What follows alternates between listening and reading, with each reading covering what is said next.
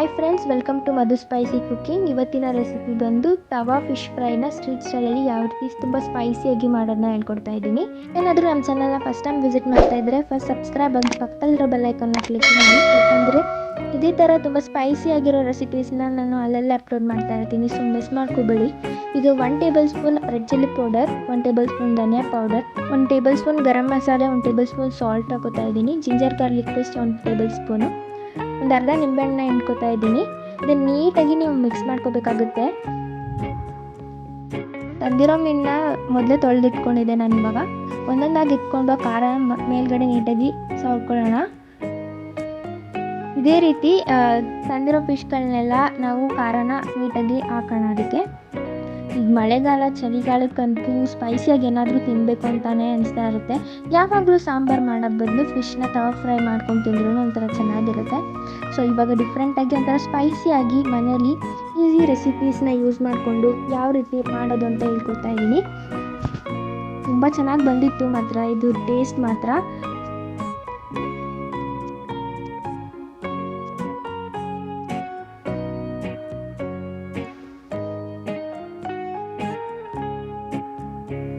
ಇದನ್ನು ಒಂದು ಅರ್ಧ ಗಂಟೆ ನೀವು ಫ್ರಿಜ್ಜಲ್ಲಿ ಇಟ್ಕೋಬೇಕಾಗುತ್ತೆ.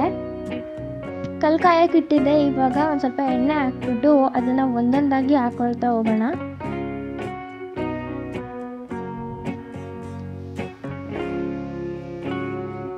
ಒಂದೊಂದಾಗಿ ಹಾಕ್ಕೊಂಡು ನೀಟಾಗಿ ಫ್ರೈ ಮಾಡ್ಕೊಳ್ಳೋಣ.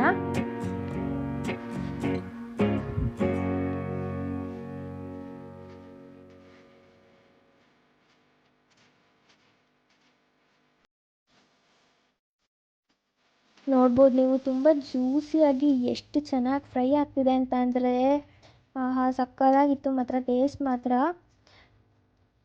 ಇವಾಗ ನೀಟಾಗಿ ಎರಡು ಕಡೆನೂ ನಾವು ಫ್ರೈ ಮಾಡ್ಕೋಬೇಕಾಗುತ್ತೆ. ನೋಡ್ಬೋದು ತುಂಬ ಸಾಫ್ಟಾಗಿ ತುಂಬ ಅಂದರೆ ತುಂಬ ಚೆನ್ನಾಗಿ ಬಂದಿತ್ತು ಮಾತ್ರ.